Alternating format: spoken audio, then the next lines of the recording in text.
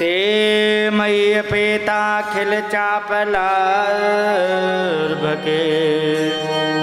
दान्ते धितत्क्रीडन के नुवर्तनी चक्रो कृपां यद्यपि तुल्यदर्शनाः शुश्रूषमाणे मुनयोल्पभाषिणी शुश्रूषमाणे मुनयोल्पभाषिणी। यहाँ पर एक बड़ा ही सुंदर प्रसंग आया। उन्होंने कहा कि जब भगवान के नाम को यदि आश्रय नहीं लोगे जीवन में कुछ भी नहीं हो सकता है। तो फिर उन्होंने कहा कि सुनो, मेरे जीवन में इसका साक्षात प्रमाण उपलब्ध है। क्योंकि क्या, क्योंकि मैं अहम पुरातीत भवे भवम मुने दास्यास्य कश्चन वेदवादिना निरूपितो बालक एव योगिनः शुश्रूषणे प्रावृत्ति निर्विवक्षताम। कहने लगे कि मैं पहले एक बड़े ही सुंदर वेद पाठी ब्राह्मण के यहाँ दासी का पुत्र हुआ करता था।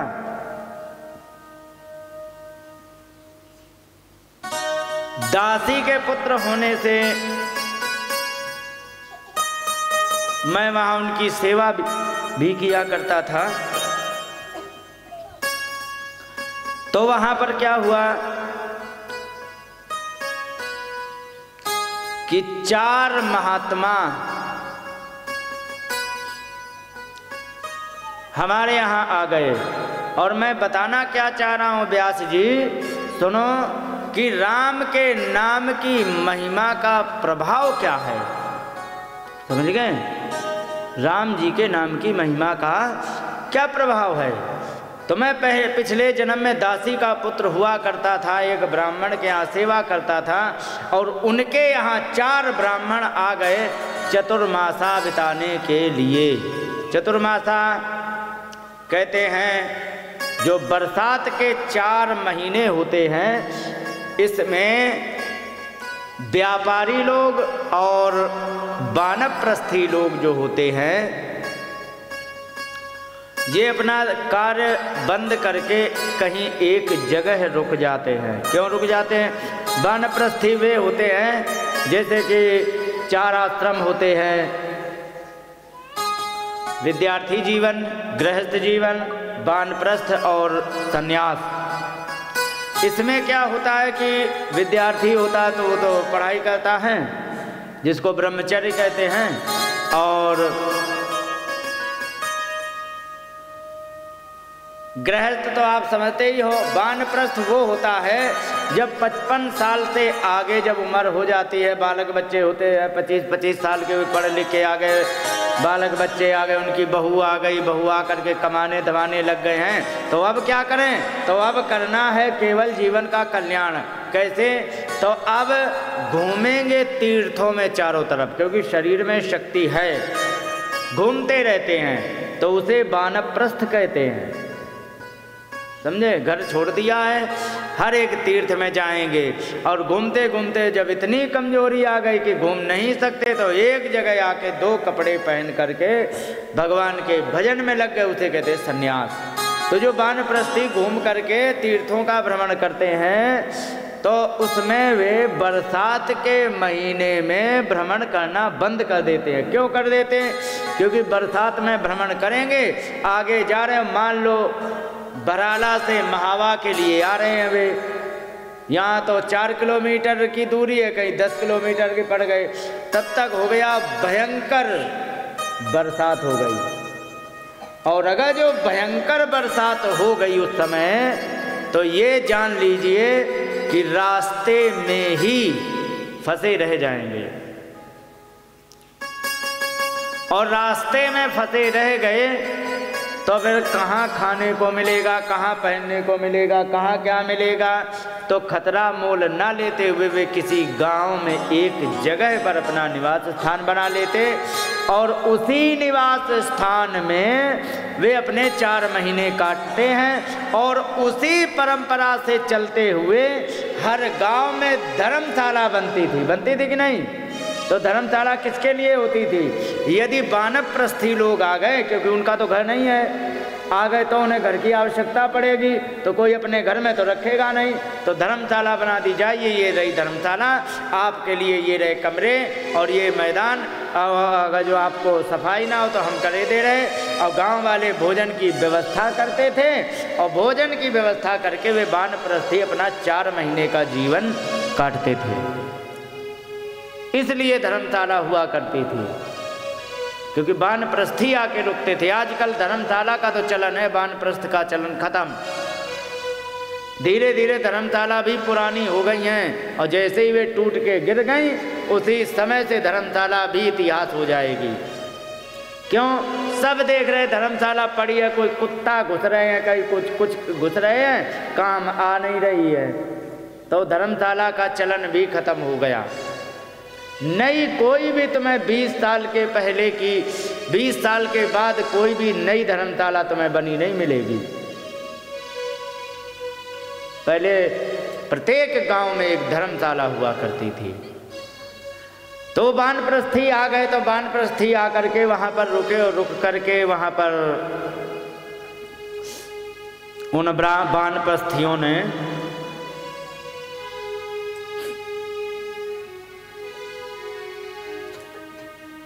उन्हीं ब्राह्मण के यहाँ पर जा कर के अपना निवास स्थान बनाया, जिन ब्राह्मण के यहाँ मैं सेवा करता था। और सेवा करने में क्या हुआ कि उनकी बातों को इतना सुनता था मैं, ध्यान से इतना सुनता था कि महात्माओं ने मुझ पर कृपा कर ली। क्यों करी कृपा? उन्होंने हमारे लक्षण देखे। क्या? ते उन्होंने मई अपेता, अपेत माने रहित, अखिल चापलार भके, संपूर्ण बच्चे की चंचलता से रहित मुझे देखा। किन्होंने? उन 4 ब्राह्मणों ने। और दांते धृत क्रीडन के नुवर्तिनी, दांत माने बड़ा जितेंद्रिय था, और अधृत क्रीडन के, मैं किसी भी खिलौने से नहीं खेलता था। ये मुझे देखा, क्योंकि बच्चे खेलते हैं लेकिन ये खेलता नहीं, मेरी बात ज़्यादा सुन रहा। ये महात्माओं ने देखा, 4 महात्माओं ने। और फिर जब उन्होंने ये लक्षण देखे तो चक्रो कृपाम, उन्होंने कृपा की। यद्यपि तुल्य दर्शनम नाह, यद्यपि वे 4 महात्मा सभी से समान व्यवहार और समान प्रेम करते थे, फिर भी उन्होंने मेरे ऊपर कृपा कर दी, जबकि मैं छोटा था 5 साल का। शुश्रूषमाणे मुनयोल्प भाषिणी, मैं उनकी बात बड़े ध्यान से सुनता था।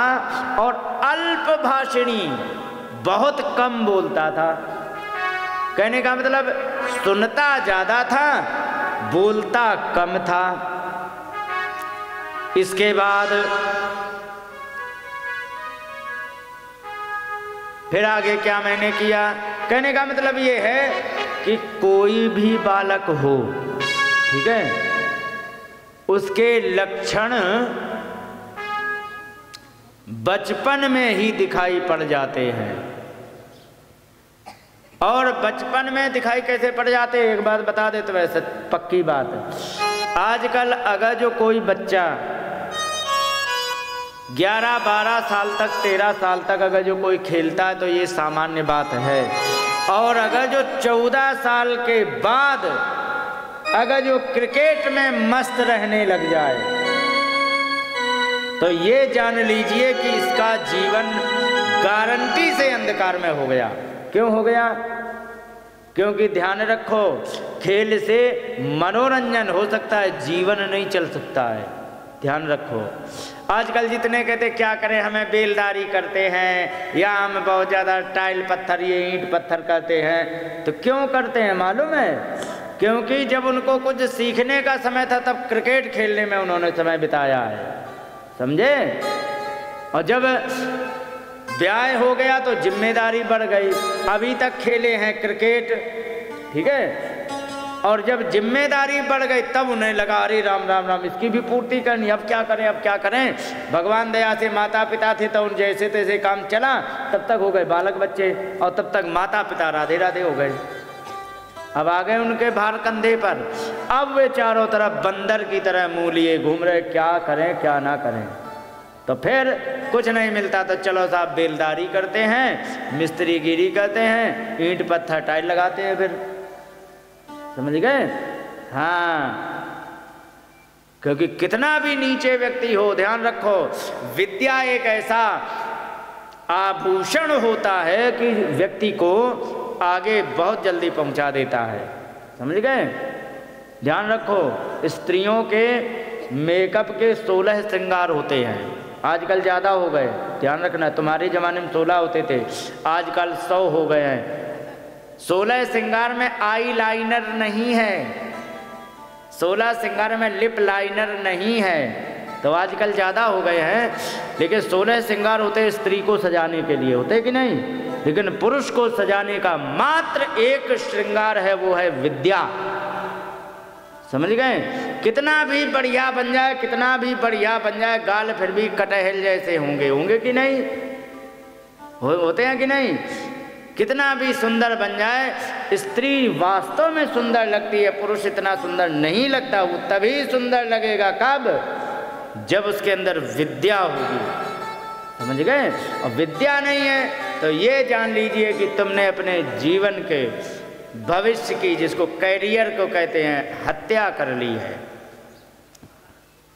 और ये बातें यहाँ पर नारद जी के प्रसंग में आती, इसीलिए कहते दान्ते धृत क्रीडन के नुवर्तिनी, जितेंद्रिय था और अधृत क्रीडन के, क्रीडनक कहते हैं खिलौनों को, मैं खिलौनों से नहीं खेलता था। अनुवर्तनी, उनका अनुवर्तन करता था, जो कहते थे वो सुनता था। किसका, जो 4 महात्मा थे। यहाँ पर बहुत बड़ी एक बात कही गई है श्रीमद् भागवत कथा के प्रथम स्कंद के 5वें अध्याय में, नारद जी के पूर्व चरित्र में। यदि समझ जाए व्यक्ति तो समझ जाए, क्योंकि लक्षण जो होते हैं वो भविष्य निर्धारित करते हैं। तो यही बात रामचरित मानस में भी पुष्ट की गई है। जिस समय काकभूषुंड जी ने कहा मैं इसके अगले जन्म में जब मैं ब्राह्मण का शरीर प्राप्त किया तो परमात्मा से इतना प्रेम हो गया था कि वहाँ पर भी मैं खेल भी यदि खेलता था तो खेलता हूँ बालकन मीरा, खेलता हूँ बालकन मीरा, करऊँ सकल रघुनायक लीला,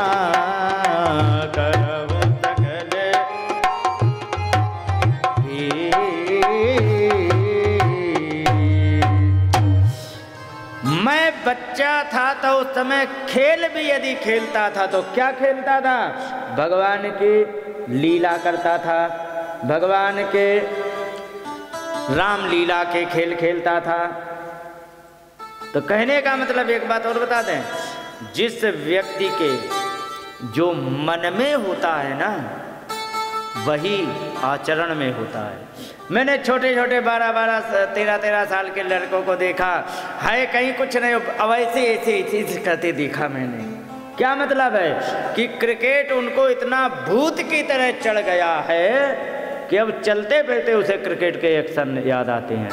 अब जरा सोचो, जो व्यक्ति बचपन में मात्र खेल करके टाइम बिताएगा तो भविष्य निर्माण कब करेगा, ध्यान रखो। और जो पहले से एडवांस अलर्ट नहीं होता है, जान लीजिए वही जीवन भर धक्के खाता है। तो कहने का तात्पर्य ये है कि कोई भी व्यक्ति हो उसका भविष्य मात्र 5 साल की अवस्था में दिखाई पड़ जाता है। यहाँ रामचरितमानस में काकभूषण जी भी कहते थे कि मैं बच्चों के साथ खेलता था, तब भी मैं मेरी बाल्यावस्था थी। और यहाँ नारद जी कह रहे हैं कि मेरी भी 5 साल की बाल्यावस्था थी और वहाँ पर अदृतक क्रीडन के खिलौने से नहीं खेलता था। फिर आगे क्या हुआ? उच्छिष्ट लेपान अनुमोदितो द्विजैहि।